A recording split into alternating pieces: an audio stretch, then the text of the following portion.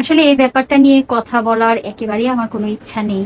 কারণ ব্যাপারটা কি বলবো, সুস্থ মস্তিষ্কের কোনো মানুষ এমন ধরনের ঘটনা ঘটাতে পারে না। যাই হোক, ব্যাপারটা অত বেশি ফলো করারও কিছু নেই। আমার যেটা মনে হয়, জাহেলিয়াতের যুগ থেকে চলে আসছে।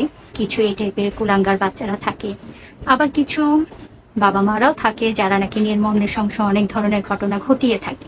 আমি কাউকে পার্টিকুলারলি উদ্দেশ্য করে বলছি না আসলে। মানে সোশ্যাল মিডিয়া খোলাই যাচ্ছে না, স্ক্রল করলেই দেখা যাচ্ছে এই ঘটনাগুলো খুব সামনে আসছে। মনটা অনেক খারাপ হয়ে থাকে। তো ভাবলাম একটু আপনাদের সবার সঙ্গে না হয় ব্যাপারটা নিয়ে কথা বলি, হয়তো মনটা ভালো লাগবে। আমার যেটা মনে হয়, ইটস আ হাই টাইম, যারা আমরা প্যারেন্টসরা আছি আমাদের দায়িত্বটা অনেক বেশি। যেহেতু আমরা বাবা মা, প্রথমত আমি বলবো, মানে সর্বপ্রথম যে ব্যাপারটা, একটা সুসন্তান অনেক বড় নিয়ামত আল্লাহর পক্ষ থেকে। আল্লাহর কাছে লাখো কোটি কোটি শুক্রিয়া। সুসন্তান যে বাবা মারা পেয়েছেন তারা অনেক লাকি, অনেক ভালো। মানে কি বলবো তাদের কথা। বাকি যেটা থাকে আমাদের উপর, যে দায়িত্বগুলো দেয়া হয়, সেই দায়িত্বগুলো আমরা কখনোই কিন্তু এড়াতে পারি না। আমরা ব্যস্ততার দোহাই দিই, আমরা নিজেদের জবের কথা ভাবি, ভেবে হয়তো দেখা যায় যেই মূল সময়টা সন্তানকে দেওয়া উচিত, সন্তান আপনার কাছ থেকে শিখবে। হ্যাঁ, আপনার শিক্ষাটাই তো সবচেয়ে আগে জরুরি একটা সন্তানের জন্য। ও বাহিরের দুনিয়ায় মিশবে, বাহিরের দুনিয়া থেকে অনেক কিছু শিখবে, তবে এটা জাস্টিফাই যেন সে আপনার কাছে এসে করতে পারে, সেটুকু নির্ভরতা তাকে দিতে হবে। হ্যাঁ, আজকে যেমন মানে অনেকেই তো ভিডিও বানাচ্ছে ব্যাপারটা নিয়ে। আমার, যাই হোক, মানে বলতেছিলেন উনি যে এই ঘটনার পর থেকে ওনার মনে হচ্ছে যে উনি ওনার সন্তানকে, মানে উনি ওনার মেয়ে সন্তানকে পিটাবে। হ্যাঁ, এমন একটা অনুভূতি ওনার হচ্ছিল, এতটা রাগ হচ্ছিল ওনার। বাট এটাও রং। সরি যদি কারো আবেগ অনুভূতিতে আঘাত লেগে থাকে। আসলে আমি নিজেও ডিস্টার্ব হয়ে আছি, মানে এত ধরনের বাজে অনাকাঙ্ক্ষিত ঘটনা, কি বলবো। আমি জাস্ট আমার অনুভূতিটাই শেয়ার করছি, আমার কথাগুলোই বলছি যেটা আমার মনে হচ্ছে। তো এটাও রং, বাচ্চাকে এভাবে পেটাবেন, বেধড়ক মারাটা স্বাভাবিক ব্যাপারটা, কিন্তু এটাও একটা বাজে ব্যাপার। আমি আলহামদুলিল্লাহ, আমি ব্লেসড, আমি মুসলিম।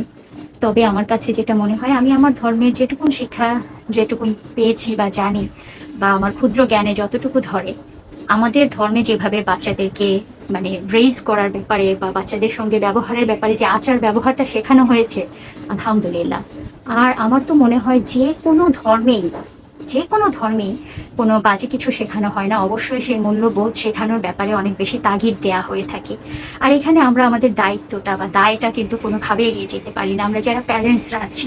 আমার মনে হয় এটা একটা হাই টাইম আপনারা এতটা নির্ভরতা বা নির্ভরযোগ্যতা বা বন্ডিং, পরিবারের যে একটা বন্ধন, সেটা এমনভাবে ক্রিয়েট করুন, বাচ্চা যেন বাহিরে থেকে কোনো কিছু শুনে আসলেও, ইন্টারনেট থেকেও কোনো কিছু যদি সে শেখে, সেটা এসে জাস্টিফাই আপনার কাছে করে, আপনার কাছ থেকে এসে সে জানতে চায় ব্যাপারটা কতটুকু সত্য, কতটুকু মিথ্যা। এবং বাচ্চাদের সঙ্গে নিজেদের বন্ডিংটা অনেক ক্লোজ করে তুলুন। আপনাকে বুঝতে হবে যে আপনার মানে মূল প্রায়োরিটির যে ব্যাপারটা, সেটা কতটা, আপনার সন্তান আপনার কাছে কতটা প্রায়োরিটি।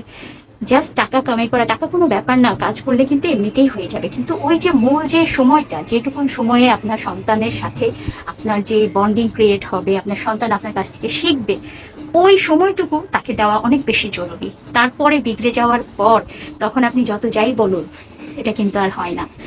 একটা ফর্মে একটা কিছু যখন ক্রিয়েট হয়ে যায়, তারপরে সেটাকে আবার লাইনে আনা, ইটস সো টাফ।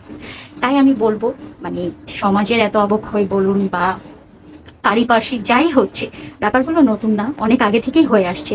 আমার কাছে যেটা মনে হয়, পরিবারের অনেক বড় একটা দায়িত্ব, নিজেরা নিজেদের সন্তানের টেক কেয়ার করুন, তাদের মধ্যে সেই মূল্যবোধটুকু দেওয়ার চেষ্টা করুন, তাদের যেন মোরালটা সেভাবে বিল্ড আপ হয়। এবং যার যার জায়গা থেকে যার যার ধর্মীয় যেই অনুশীলনগুলো আছে, আচার ব্যবহার সমস্ত কিছু, এই দিক থেকে আপনারা সবাই একটু সচেতন হবেন এবং অবশ্যই বাচ্চাদেরকে সেভাবে গাইড করার চেষ্টা করবেন। তাহলে হয়তো কিছুটা আমরা এই ধরনের অনাকাঙ্ক্ষিত ঘটনা এড়াতে পারবো। দ্যাটস ইট, আর কিছু না।